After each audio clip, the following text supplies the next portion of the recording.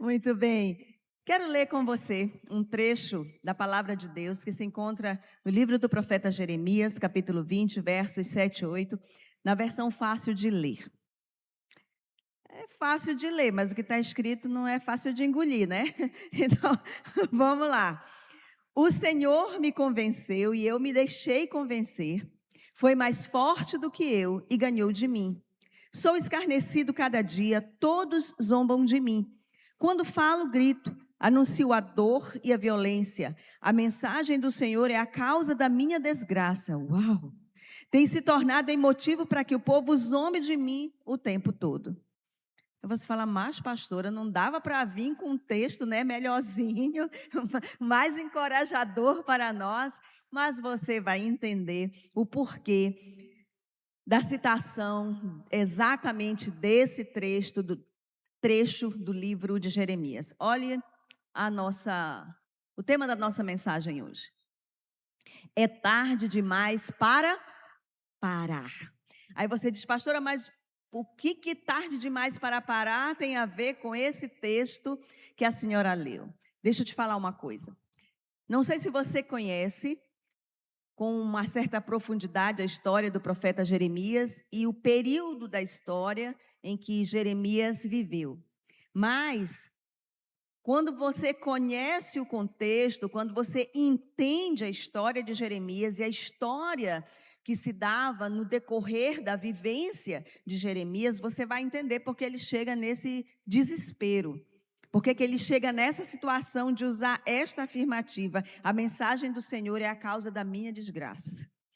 Até parece que anunciar a palavra de Deus, né? Estava sendo assim a desgraça da vida dele no sentido errado, mas quando você vai olhar no contexto, você vai entender por quê. Porque preste bem atenção, Jeremias, o tempo da vida de Jeremias, que Jeremias viveu, ele estava testemunhando, ele estava vivendo a destruição de Jerusalém e do templo. Então pense, que dias terríveis, que dias difíceis.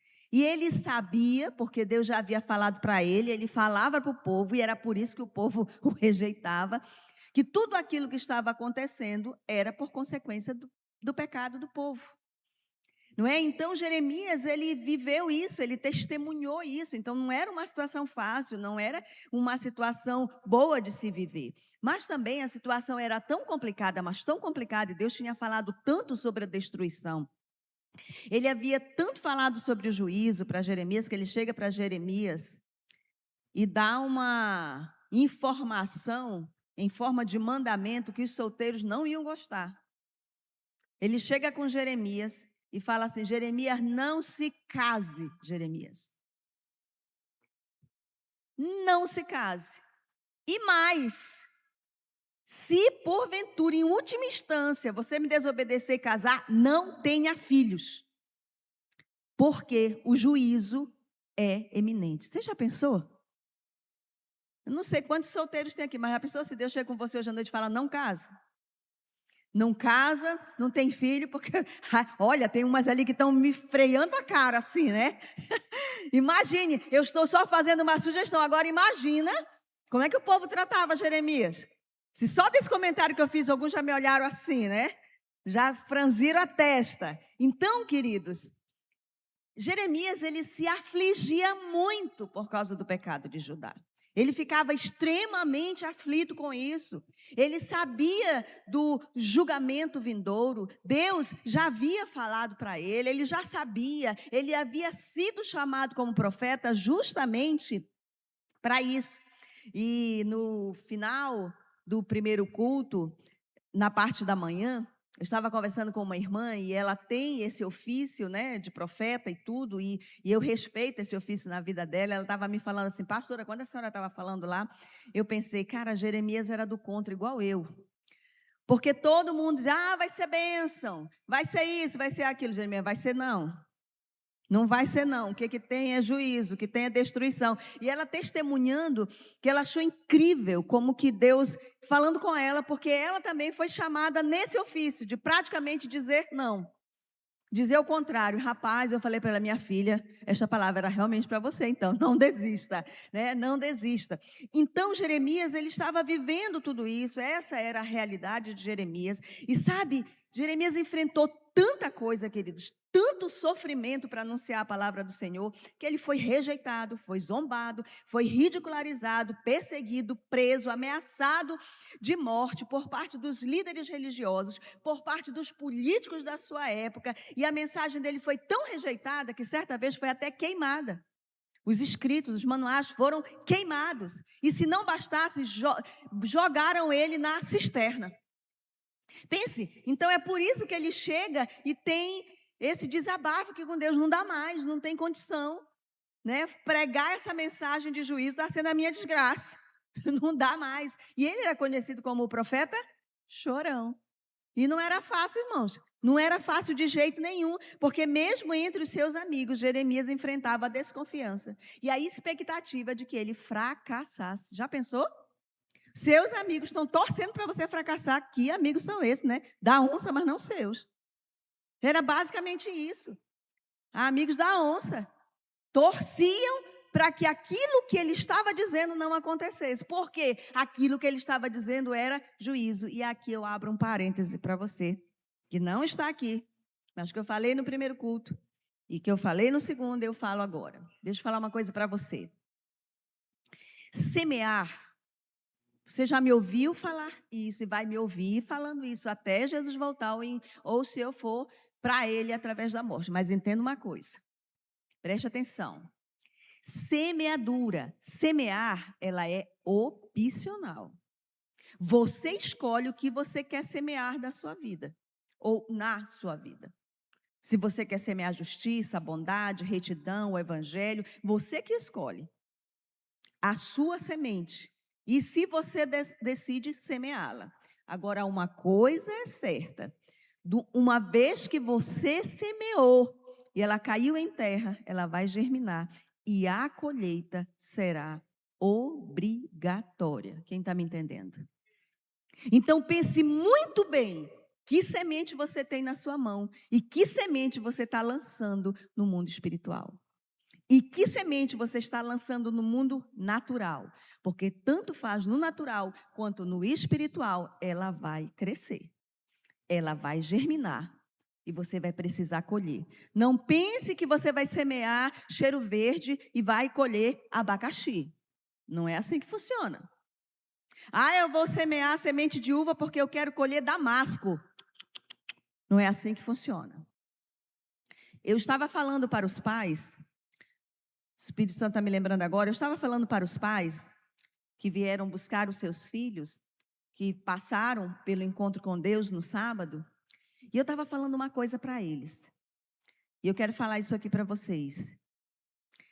Nós, os pais, quem é pai aqui? Dá um sinalzinho com a mão.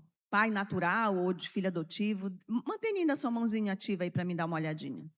Você sabe, né, que a sua pastora só enxerga bem se ela colocar aqui assim, né? Muito bem, a grande maioria, 99,9% aqui levantou a mão. Você como pai, como mãe, você está criando seus filhos para eles serem desobedientes, sim ou não? Não. Você está criando seus filhos para que eles possam ir para o mundo e fazer tudo quanto é atrocidade que esse mundo permitir, sim ou não? Vou trazer mais para perto. Você está criando seus filhos para que eles sejam murmuradores? Você está criando seus filhos para que eles sejam mentirosos? Não. Mas sabe que na prática nós estamos semeando isso? Eu dei uma chacoalhadinha nos pais ontem. A gente não quer que os nossos filhos sejam desobedientes. Só que eles veem desobediência em nós. Nós não queremos que os nossos filhos sejam murmuradores, mas a nossa boca só reclama e nunca bendiz. Quem está me entendendo? Então eu devo prestar muito atenção. Não, pastor, mas eu estou criando os meus filhos para Deus. Mas você está vivendo para Deus? Seus filhos podem olhar para você e ver em você um modelo de alguém que ama e segue e serve a Jesus de todo o coração? Entende, queridos? Então, entenda essa verdade, compreenda isso. Aquilo que eu estou semeando é aquilo que eu vou colher. Então, se eu quero que os meus filhos, se eu quero que aqueles que estão comigo sejam obedientes, eu preciso semear uma coisa chamada obediência. Amém? Fecho parêntese. Jeremias, ele era muito, muito zeloso pela glória de Deus, ele era muito, muito zeloso pela reputação de Deus, ele queria que o nome de Deus fosse valorizado, fosse respeitado, mas o povo não queria aceitar, porque o povo estava recebendo só justamente a colheita daquilo que havia plantado. E pior, não havia arrependimento, então a colheita nem podia ser reduzida. A colheita nem podia ser reduzida, porque não havia arrependimento. O povo continuava errando e pecando e ofendendo Deus.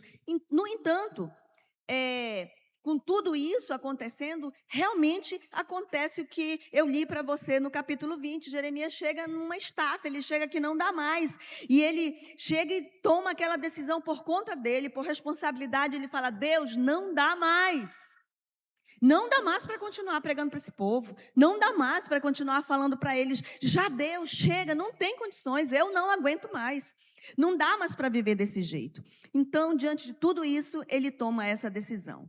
Agora, vamos deixar Jeremias um pouquinho de lado, só um pouquinho, depois a gente volta para ele e vamos trazer para nós aqui, para a nossa realidade atual.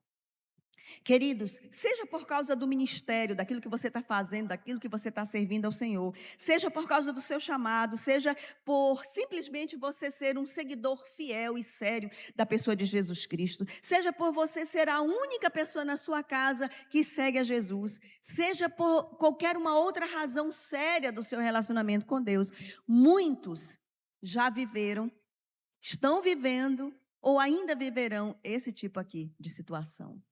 Porque querendo ou não, amados, nós sofremos essas coisas dentro da nossa casa, no nosso trabalho, entre os nossos amigos, quando a gente conversa, quando a gente toma a nossa decisão, quando a gente decide ter um relacionamento sério com Jesus, naturalmente nós vamos enfrentar as resistências.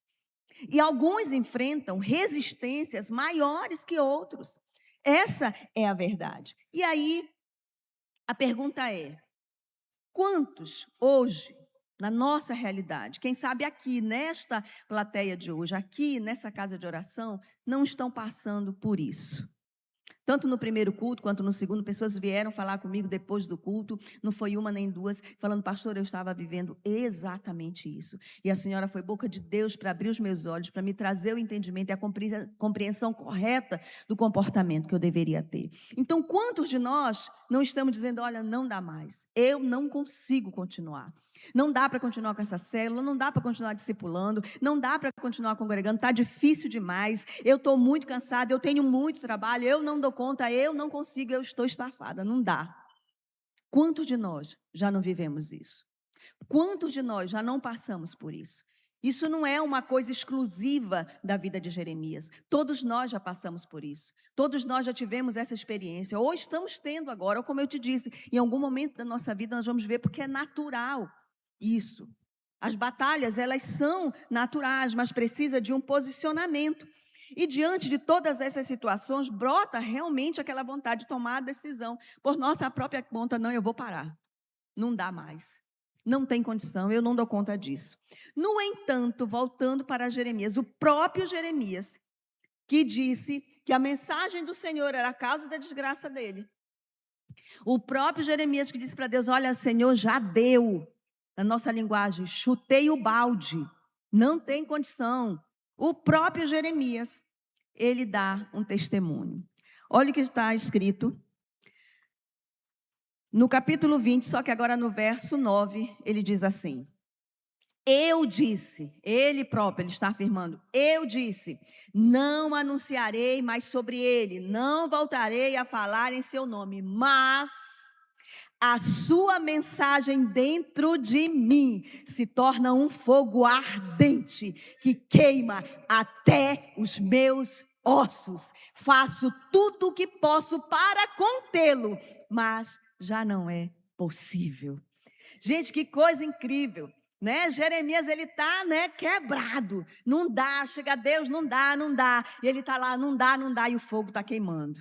Não dá, não consigo mais fazer. E o fogo queimando, e chega num ponto que ele diz, olha, não dá para conter esse fogo. O que não dá é para conter esse fogo. E eu vou continuar fazendo aquilo que o Senhor me mandou fazer.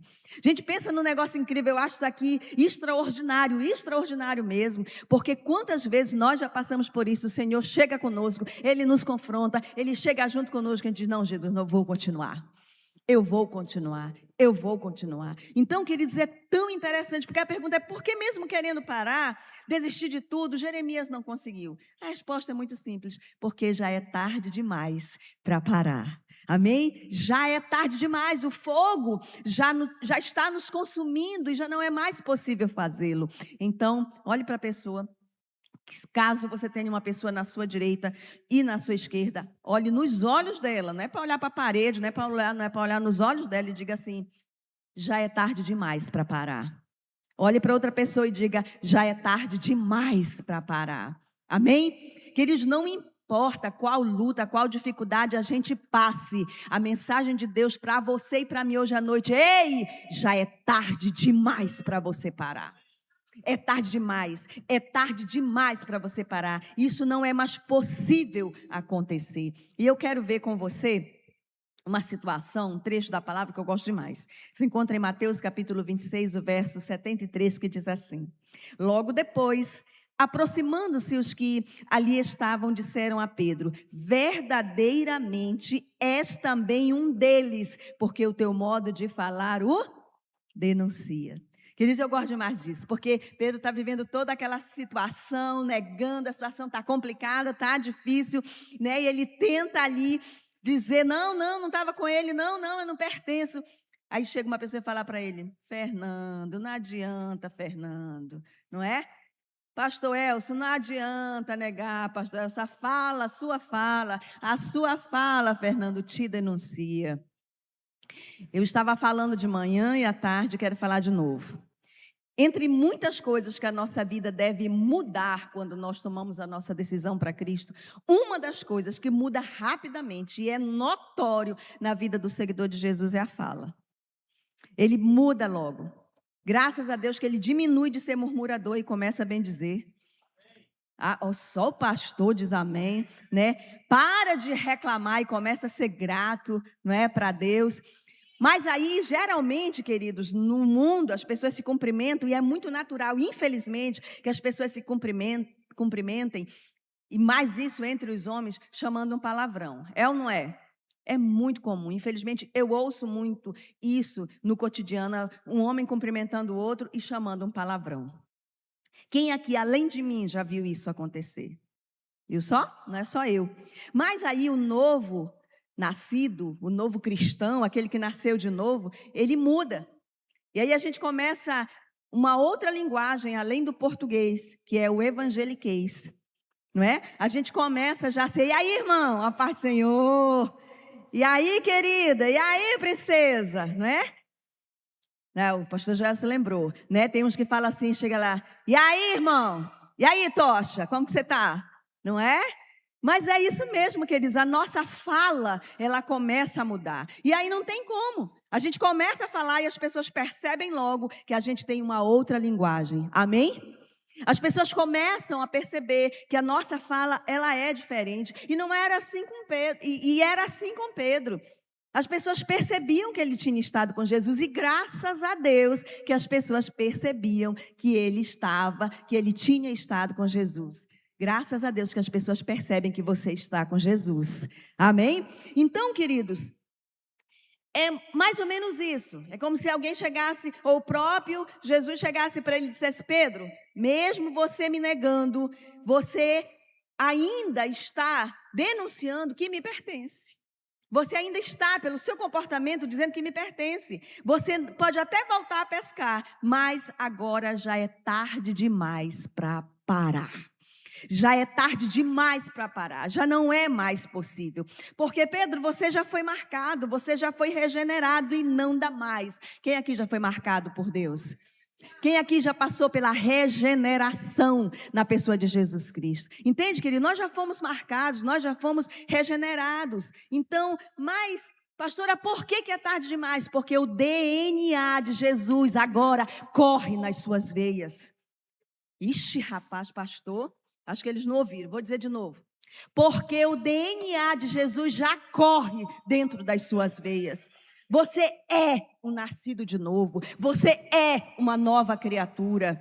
Amém? Então, quer dizer, eu tenho que entender, é por isso que já é tarde demais, porque nós já fomos marcados, nós já fomos carimbados, nós já fomos selados com a pessoa do Espírito Santo, com a presença dele em nós. Então, não dá para voltar atrás. Olha o que está escrito na carta aos Efésios, capítulo 1, a partir do versículo 12, na Nova Versão Transformadora, diz assim: o propósito de Deus era que nós, os primeiros a confiar em Cristo, louvássemos a Deus e lhe dessemos glória. Agora vocês também ouviram a verdade, as boas novas da salvação, e quando creram em Cristo, Ele colocou sobre vocês o selo do Espírito Santo. Vou repetir: Ele colocou sobre vocês o selo do Espírito Santo que havia prometido. O Espírito Santo é a garantia da nossa herança até o dia em que Deus nos resgatará como sua propriedade para o louvor da sua glória.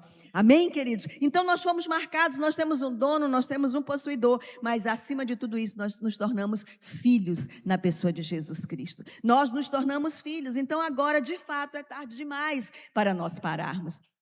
Então ouça-me, mesmo tomando a decisão de retroceder, seja por desânimo, seja por frustração, seja por desilusão, Jesus sempre vai vir atrás de nós. Ele sempre vai confiar em nós, Ele sempre vai acreditar em nós, Ele sempre vai vir em nosso resgate, porque é tarde demais. E louvado seja Deus, porque Ele sempre vem em nosso resgate. Amém? Olhe comigo uma história que eu quero ler com você, que se encontra em Lucas, no capítulo 24. O texto é um pouquinho longo, mas eu quero ler rapidamente para que você entenda, compreenda o contexto aqui que eu quero chamar a sua atenção. Porém, chamado Cleopas, respondeu dizendo: és o único, porventura, que tendo estado em Jerusalém, ignoras as ocorrências desses últimos dias? Ele lhes perguntou: quais? E lhe explicaram o que aconteceu a Jesus, o Nazareno, que era varão profeta, poderoso em obras e palavras, diante de Deus e de todo o povo, e como os principais sacerdotes e as nossas autoridades o entregaram para ser condenado à morte e o crucificaram. Ora, nós esperávamos que fosse ele quem havia de redimir a Israel, mas depois de tudo isto, e já o terceiro dia desde que tais coisas sucederam.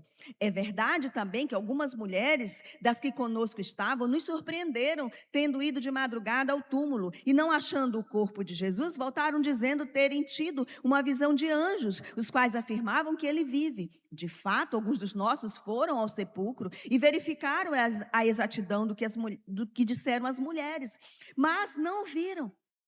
Então Jesus lhe disse: ó nécios e tardos de coração, para crer tudo o que os profetas disseram, porventura não convinha que o Cristo padecesse e entrasse na sua glória?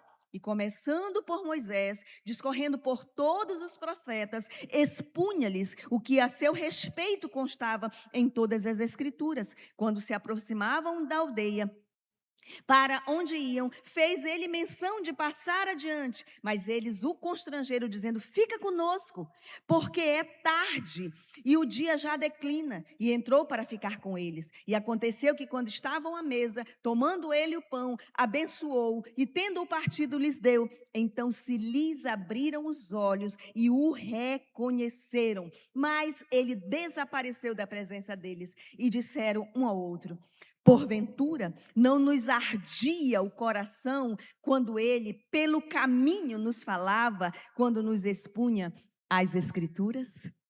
Queridos, eu acho tremendo isso aqui, porque, veja bem, estava fazendo essa ilustração e eu quero fazer com você. Jesus está aqui, né? Está indo, se encontra lá com ele, está caminhando, e aí mais ou menos rola aquela conversa, né? Como você está, como é que as coisas estão e tal, o que está acontecendo? Aí eles olham para Jesus e falam assim: tu és o único que não sabe do que está acontecendo?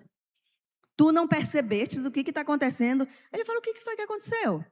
Aí ele fala, e começa a contar lá sobre Jesus e tal, e começa, aí Jesus fala: mas fosse aqui um paraense, fala: mas rapaz, Espere lá, não é? Então aí Jesus começa a falar com eles, e aí Jesus começa a descrever as coisas, começa lá por Moisés e vem pelos profetas e tudo que a Escritura fala a respeito dele, e começa a falar, queridos, eu posso imaginar pela leitura do texto que o coração deles começa a queimar, aquele mesmo fogo que ardia lá em Jeremias começa a arder dentro deles. Só que eles não têm discernimento de quem está falando com eles. Eles não têm compreensão de que é o próprio Jesus que está falando. Mas a conversa está muito boa. Quando uma conversa está muito boa, a gente não quer continuar? Sim, a gente quer continuar quando uma conversa está muito boa. Então eu imagino que não era só porque já era noite, não é só porque já se declinava o dia, mas a conversa estava boa demais. Então eles falam, não, fica aqui conosco. Fica aqui conosco, come aqui conosco, passa a noite conosco. Aí Jesus concorda, Jesus vai lá, né, parte o pão, dá graças. Tem uma coisa muito interessante nesse negócio aqui do parte do pão, mas o tempo não vai dar. Então, volta para cá. Jesus parte o pão, dá para eles. Aí, quando eles comem, o que o texto diz? Os olhos deles se abrem. E eles veem que é Jesus. E eles ficam assim, extasiados. Pense, queridos.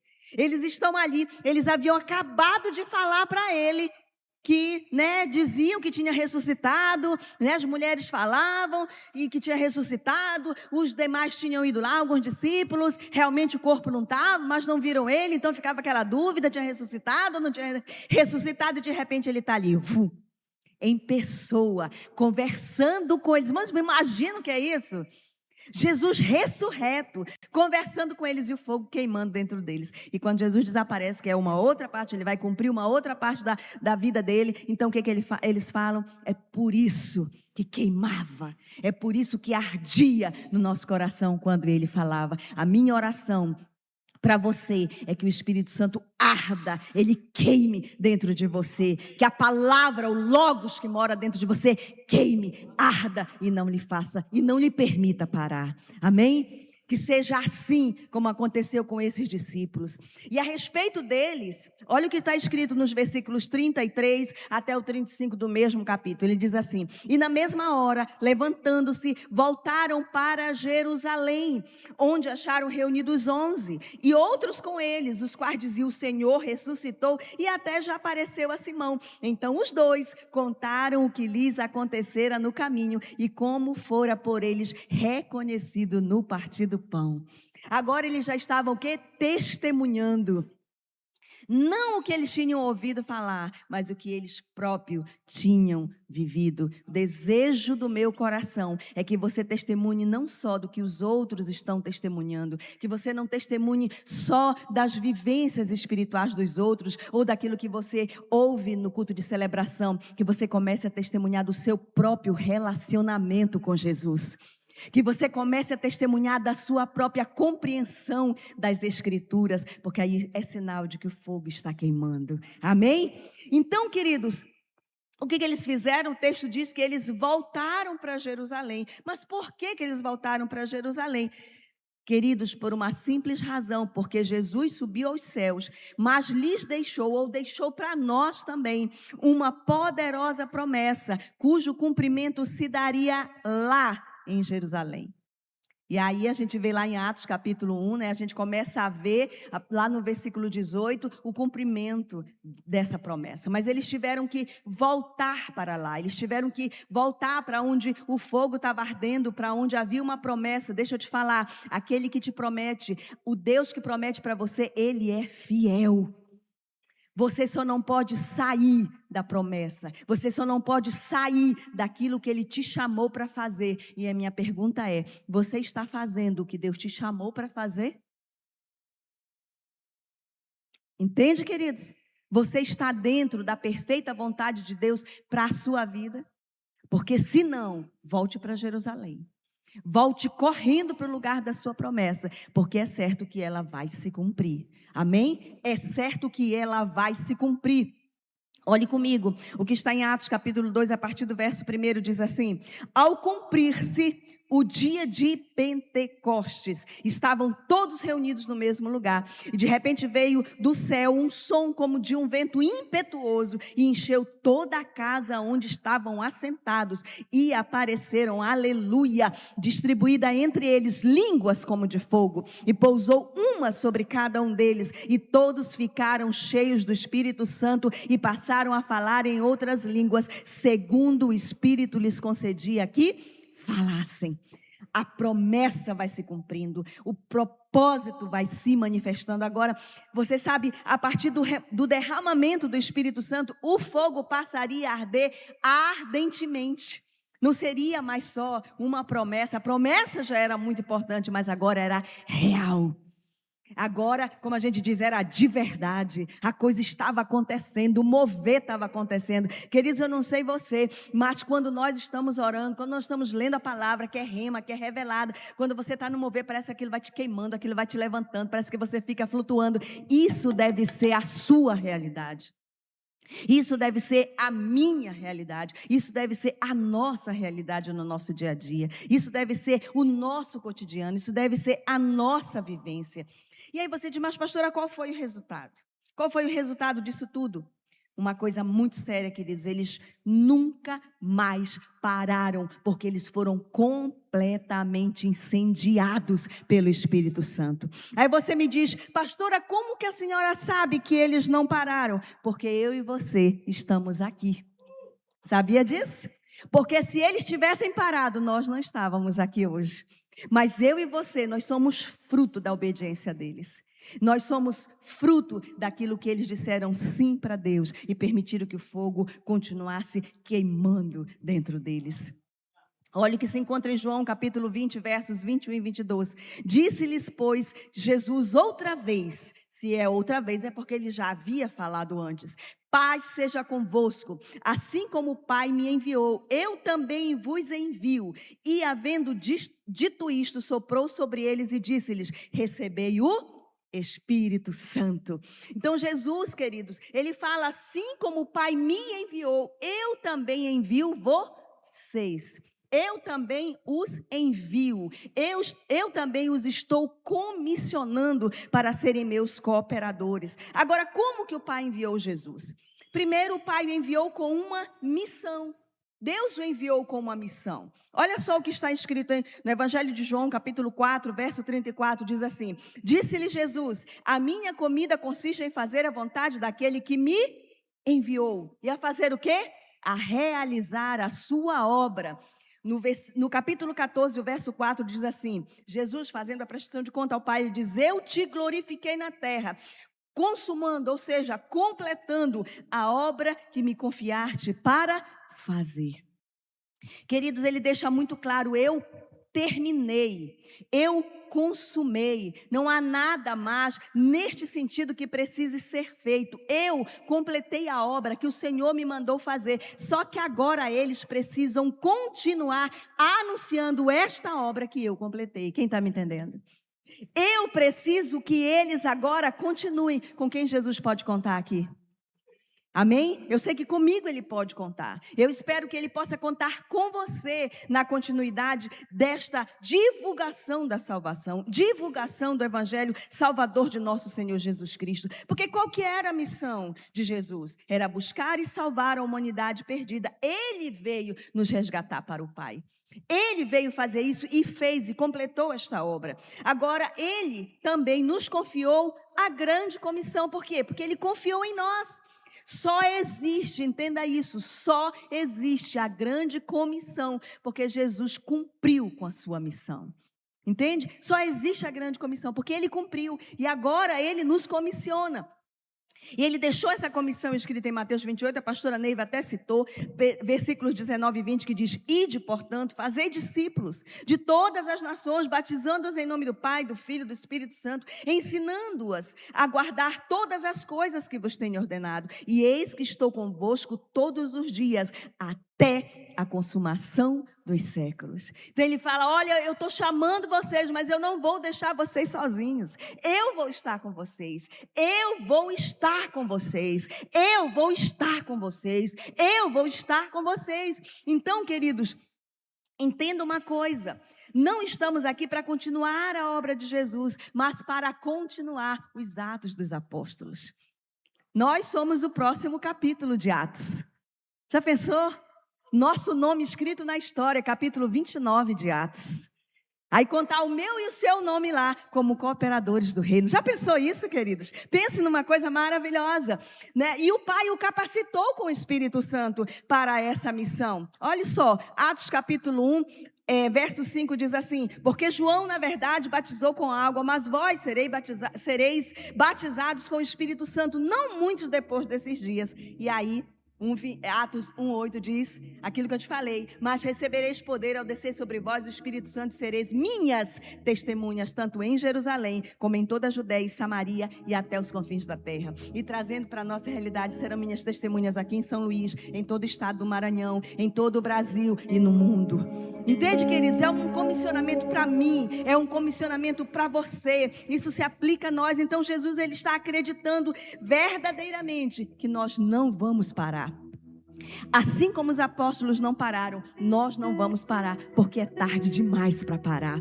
Então ele está nos chamando para sermos seus cooperadores na evangelização do mundo. Amém?